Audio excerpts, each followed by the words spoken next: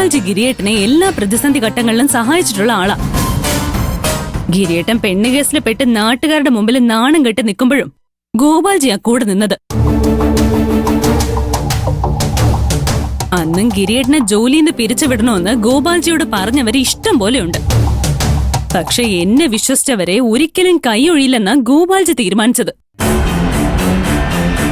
ഇവൾ ഇതെല്ലാം അച്ഛനെ കേൾപ്പിക്കാൻ വേണ്ടിയാ പറയുന്നത്. സ്വപ്ന നല്ല മരുമകളാണെന്നും അവക്ക് ഈ വീട്ടുകാരോടാണ് കൂറെന്നും തെളിയിക്കാനാ പാവം ഗിരിയെ വിഷമിപ്പിക്കുന്നത്. ഇതൊന്നും എനിക്കറിയാത്ത കാര്യങ്ങളല്ലല്ലോ.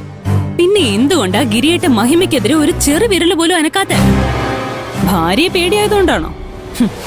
നമ്മുടെ കുടുംബത്തെക്കുറിച്ച് നാട്ടുകാർ സംസാരിക്കുമ്പോ ഏറ്റവും ആദ്യം പറയുന്നത് നമ്മൾ സത്യസന്ധരാണെന്നാ.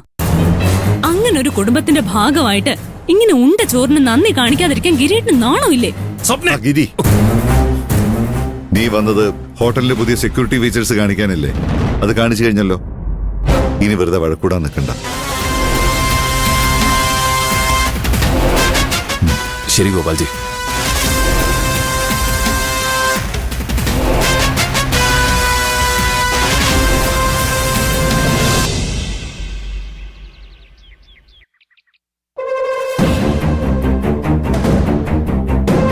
തനിക്ക് മഹിമയോട് എന്തെങ്കിലും വൈരാഗ്യമുണ്ടോ? ഒരു തെളിവില്ലാതെ രണ്ടാം തവണയാണല്ലോ ഇവളെ അറസ്റ്റ് ചെയ്യുന്നത്. ഞാൻ അറസ്റ്റ് ചെയ്തിട്ടില്ല സർ. ചോദ്യം ചെയ്യാൻ വേണ്ടി മാത്രമാണ് കൊണ്ടുവന്നത്. അതിനെന്താ കുഴപ്പം? ഇങ്ങനെ ഈ കുട്ടിയെ മാസത്തിൽ ഇത്ര തവണ സ്റ്റേഷനിൽ കയറ്റണമെന്ന് എന്തെങ്കിലും നേർച്ച താൻ എടുത്തിട്ടുണ്ടോ? ഇവൾക്കോ ബോധമില്ല. നീ എന്തിനാ മോളെ എല്ലാത്തിനും കൂട്ടു നിൽക്കുന്നേ? ചേച്ചിക്ക് ഞാനാണ് അത് ചെയ്തെന്ന് സംശയമുണ്ട്. സംശയമല്ല, എനിക്ക് നല്ല ഉറപ്പുണ്ട്. വേറെ ആരും അങ്ങനെ ചെയ്യില്ല.